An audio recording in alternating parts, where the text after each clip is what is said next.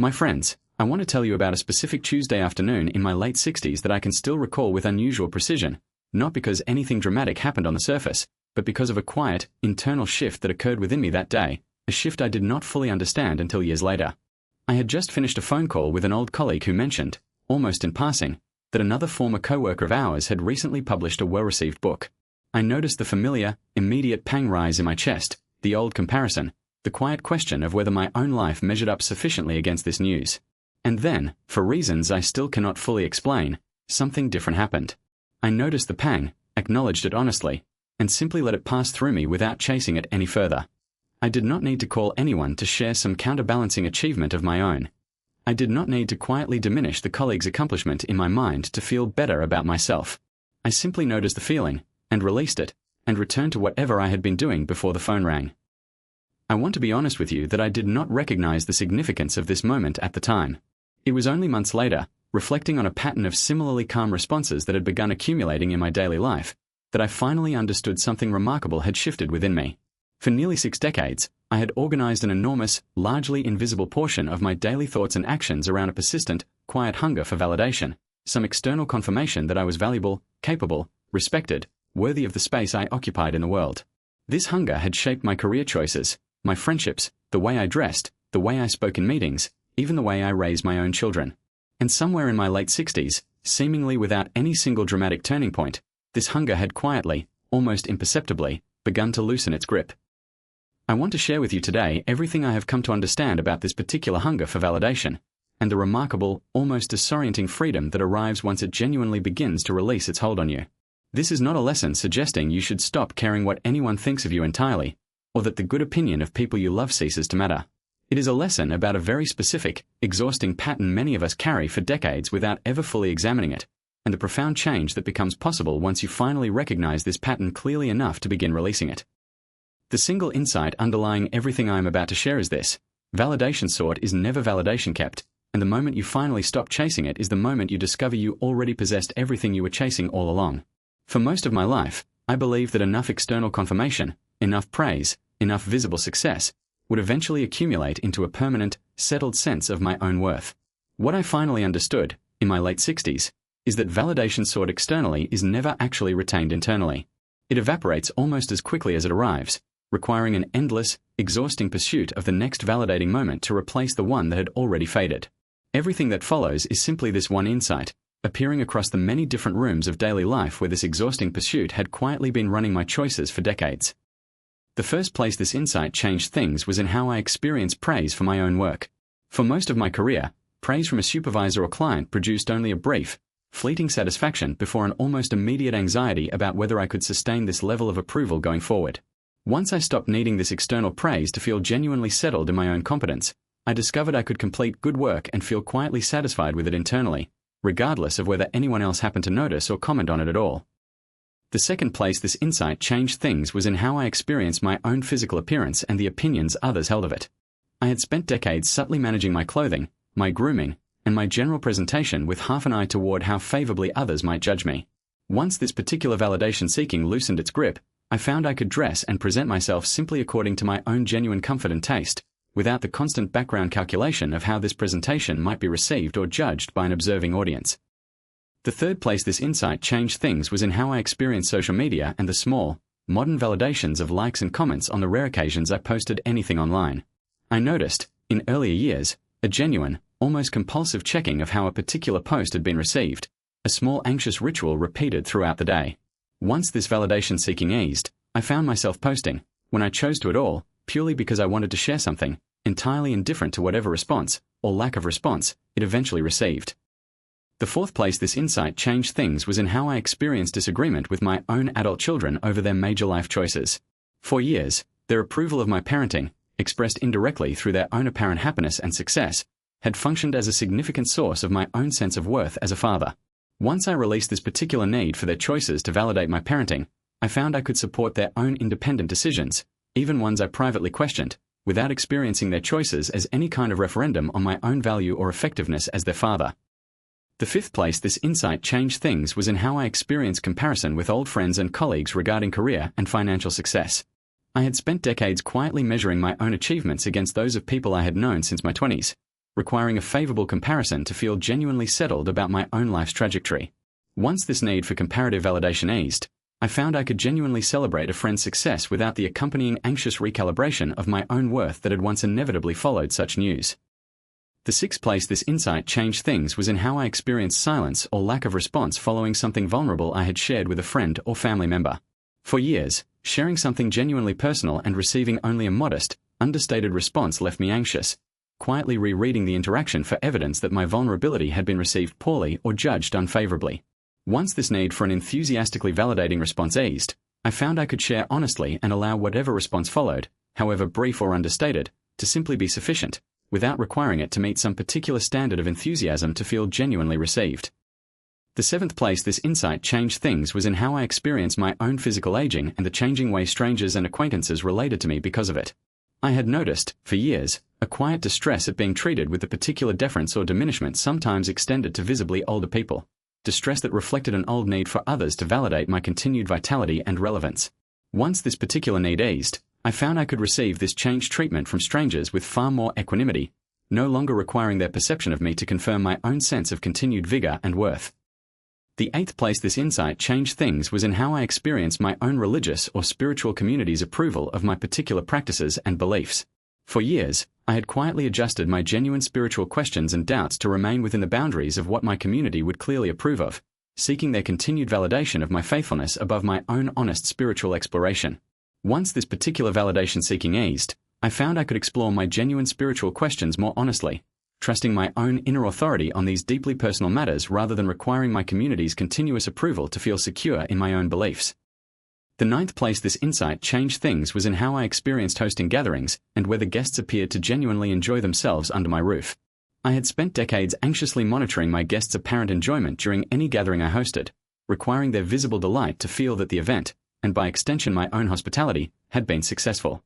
Once this particular need eased, I found I could host gatherings with considerably more relaxed presence, trusting that my genuine effort and care were sufficient regardless of how visibly delighted every single guest appeared to be throughout the evening. The 10th place this insight changed things was in how I experienced my own physical health and the concern or lack of concern others expressed about it. I noticed, in earlier years, a quiet disappointment when family members did not express sufficient visible worry about a health concern I had shared, as though their concern was required to validate the genuine seriousness of what I was experiencing. Once this particular need eased, I found I could share health concerns honestly and trust their genuine importance to me, regardless of how visibly concerned or unconcerned anyone else appeared to be in response. The 11th place this insight changed things was in how I experienced being the center of attention during my own birthday celebrations and other milestone events. For years, a smaller or quieter celebration than I had privately hoped for left me feeling subtly diminished, as though the modest scale of the gathering reflected a modest assessment of my own importance to the people who organized it. Once this particular need eased, I found I could genuinely enjoy whatever celebration I received, large or small, without requiring its scale to validate my significance in the eyes of the people who loved me. The 12th place this insight changed things was in how I experienced my own creative pursuits, particularly the painting I eventually took up in retirement, and whether others recognized any genuine skill in my work. I had approached this new pursuit initially with a familiar anxiety about whether my results would be judged favorably by others, an anxiety that occasionally discouraged me from continuing at all. Once this particular need for external validation of my skill eased, I found I could paint purely for my own pleasure and satisfaction, entirely independent of whether anyone else ever offered a single word of praise about the results. The 13th place this insight changed things was in how I experienced conflict with a spouse or close family member, specifically the need to have them ultimately agree that I had been right in the disagreement. For years, an unresolved disagreement where the other person did not eventually concede my position left me feeling unsettled long after the actual disagreement itself had concluded. Once this particular need for validating agreement eased, I found I could hold my own genuine position calmly, entirely at peace even when the other person continued, quite reasonably, to see the matter differently than I did. The 14th place this insight changed things was in how I experienced my own charitable giving and volunteer work, specifically whether these efforts were publicly acknowledged or recognized by others. I noticed, uncomfortably, a quiet disappointment in earlier years when my contributions went unmentioned or unrecognized in a community newsletter or gathering, as though this public acknowledgement was required to validate the genuine value of what I had actually contributed. Once this particular need eased, I found my giving became considerably more genuine and satisfying, entirely independent of whether anyone else ever specifically noticed or thanked me for it. The 15th place this insight changed things was in how I experienced my own political and social opinions being challenged or dismissed by others in conversation. For years, having my genuine convictions dismissed or mocked by someone else left me feeling destabilized, as though their dismissal somehow threatened the legitimacy of my own carefully considered views. Once this particular need for validating agreement eased, I found I could hold my genuine convictions with considerably more calm certainty, entirely unthreatened by another person's disagreement or even outright dismissal of positions I continued to hold with full confidence regardless. The 16th place this insight changed things was in how I experienced my own body's changing capabilities during physical activities I had once excelled at in my younger years. I had noticed a quiet distress at no longer being visibly capable of certain physical feats that had once earned me admiration and validation from others during my younger, more athletic years.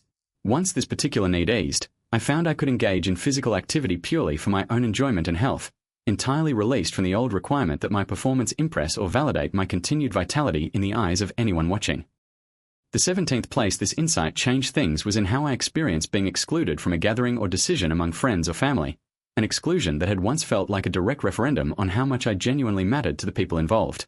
Once this particular need for constant inclusion as validation eased, I found I could experience an occasional exclusion with far more equanimity, understanding it as simply an ordinary feature of complex social life rather than requiring it to mean something troubling about my own significance to the people who had, for whatever practical reason, not included me on that particular occasion. The 18th place this insight changed things was in how I experienced my own retirement, and whether my former professional identity and accomplishments continued to earn recognition from people who had known me during my working years. I noticed, initially, a quiet grief at no longer receiving the professional recognition that had once validated my sense of competence and importance throughout my working decades. Once this particular need eased, I found my sense of worth had genuinely relocated to something more stable and internal, no longer requiring my former professional identity to be continuously recognized and validated by others to remain genuinely secure within myself. The 19th place this insight changed things was in how I experienced writing letters and cards to distant family members without any guarantee or expectation of a reply. I had once hesitated to reach out first, quietly requiring some assurance that my effort would be reciprocated before I felt comfortable extending it, treating a lack of response as evidence that my gesture had not been sufficiently valued. Once this particular need eased, I found I could write and reach out simply because I genuinely wanted to, entirely independent of whether a reply ever arrived at all, discovering that the act of reaching out itself had become its own quiet, sufficient satisfaction. The 20th place this insight changed things was in how I experienced disagreements with medical professionals about my own care, specifically the need for a doctor to validate that my concerns were genuinely serious enough to warrant attention.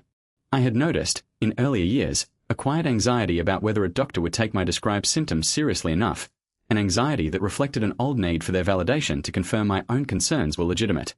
Once this particular need eased, I found I could advocate calmly and confidently for my own care, trusting my own assessment of my body regardless of whether a given doctor's initial response fully validated the seriousness I genuinely felt about a particular concern. The 21st place this insight changed things was in how I experienced the quality of my own solitary hours, specifically whether an afternoon spent entirely alone, unwitnessed by anyone else, still felt genuinely worthwhile. I discovered, once this particular need for an audience eased, that a quiet afternoon of reading or gardening, entirely unseen and unremarked upon by any other person, felt every bit as genuinely valuable and satisfying as time spent in the company of others whose presence might have once been required to validate the worth of how I was spending my hours.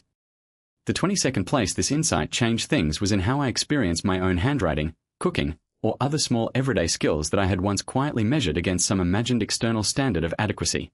I recognized that I had spent decades subtly apologizing for or minimizing small everyday competencies, my cooking, my handwriting, my modest skill at various household tasks, out of a habitual need for these small skills to be validated as sufficiently impressive before I would allow myself to feel any genuine satisfaction in them.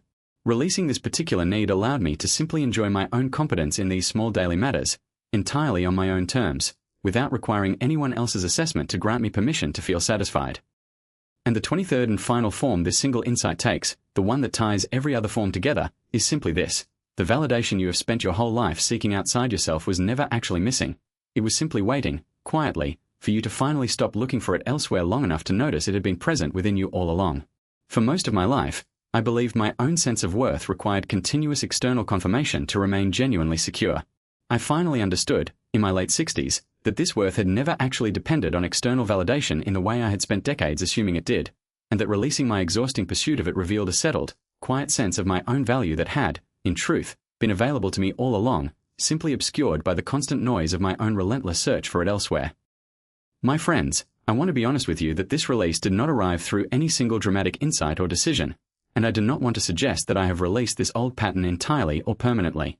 I still occasionally notice the familiar old pull towards seeking validation in a particular moment, a small flicker of the old hunger rising in response to some comparison or piece of news.